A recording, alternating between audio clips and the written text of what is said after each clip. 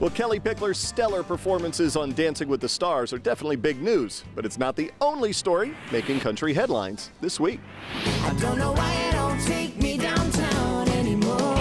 Lady Antebellum may have gone downtown, but the lead-off single from their fourth album has taken the trio up the charts, landing them their 7th #1 hit. Shooting the video for Downtown was a blast. Hillary was doing her own stunts. Me and Charles were stopping traffic in cop outfits, so it was a good time. While the song has been the group's fastest charting single to date, the three tell us it's just a taste of what's to come on the full project. We keep saying we kind of feel like we've got back to the core of us as a group. We try to just focus on the songs and not worry like, okay, is this going to be a hit? Is this going to be marketable? And I think when we got out of our own way, we feel like we've made probably one of our most favorite records. Fans were ready for something a little different from us, and that's what we have on this record. Pick up your copy of Golden everywhere music is sold on May 7th, and tune in here on Headline Country later that week when we'll sit down with the group and find out what really happened downtown.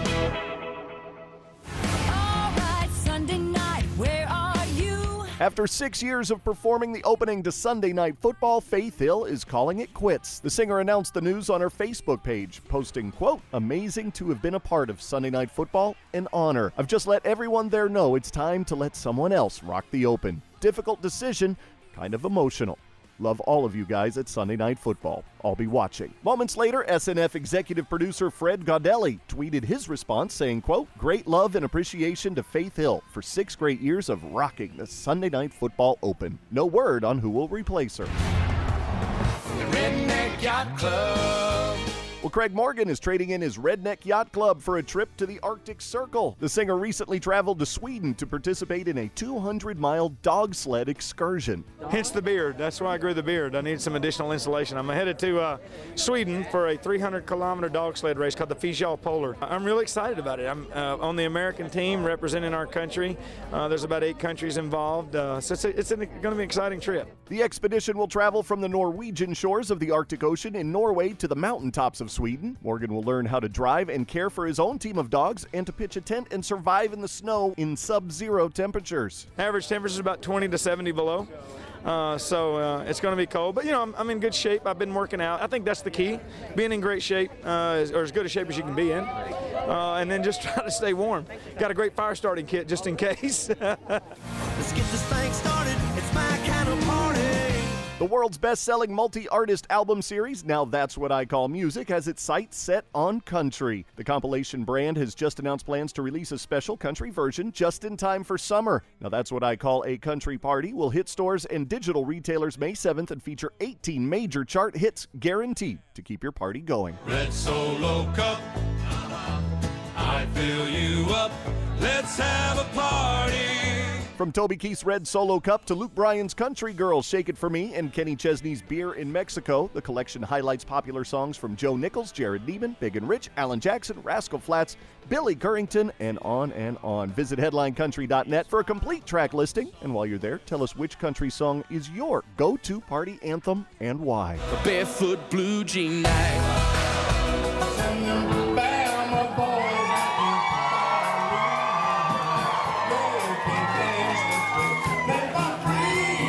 Legendary supergroup Alabama is celebrating their 40th anniversary by kicking off their highly anticipated Back to the Bowery tour. The trek, which launched April 5th in Myrtle Beach, is the band's first extensive run since 2012. With a handful of dates already confirmed over the next 7 months, the group says they plan to add even more tour stops this year in between recording a new album. When we come back, X Factor winner Tate Stevens sets his sights on Nashville.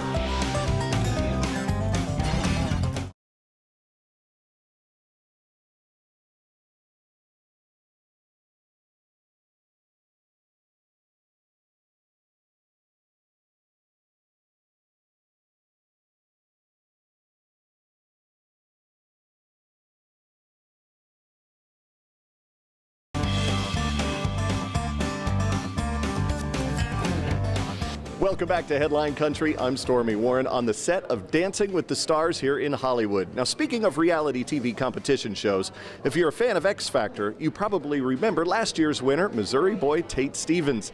Now, following in the footsteps of artists like Carrie Underwood, Scotty McCreery, and yes, even Kellie Pickler, Tate, too, hopes to use the TV exposure to jumpstart the release of his debut album. It'll do you good. good to let loose a little. Let me hear you scream right there in the middle. Holler if you're with me.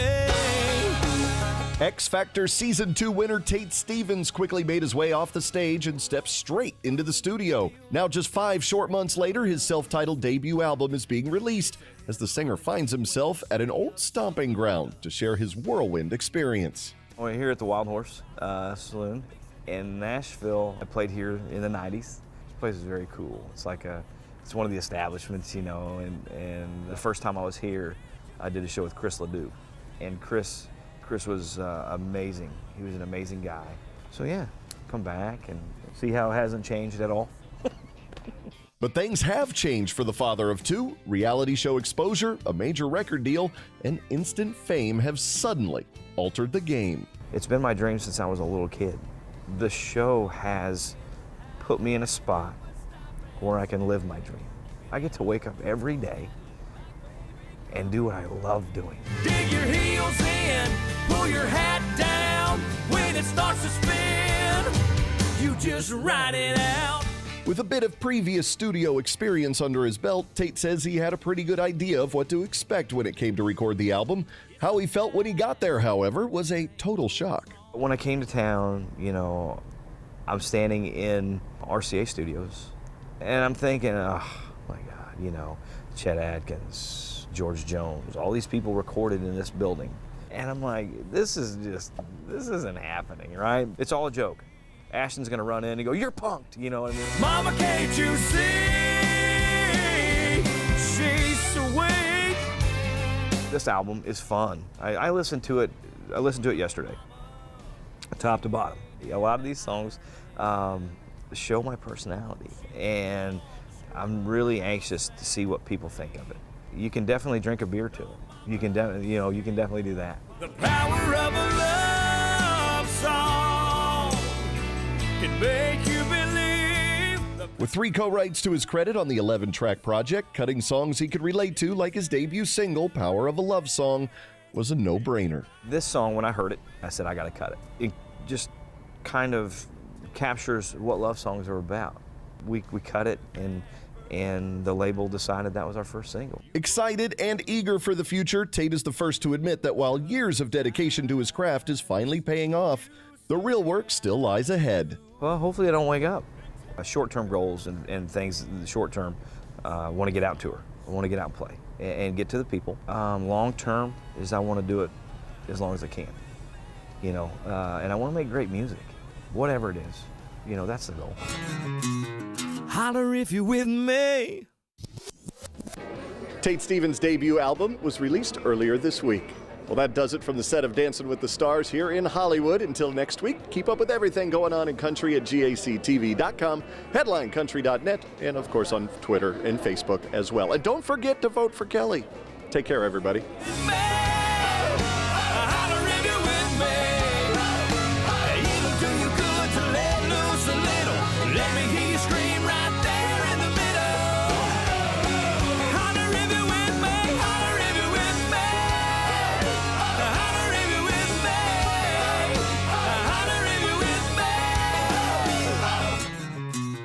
Holler if you're with me.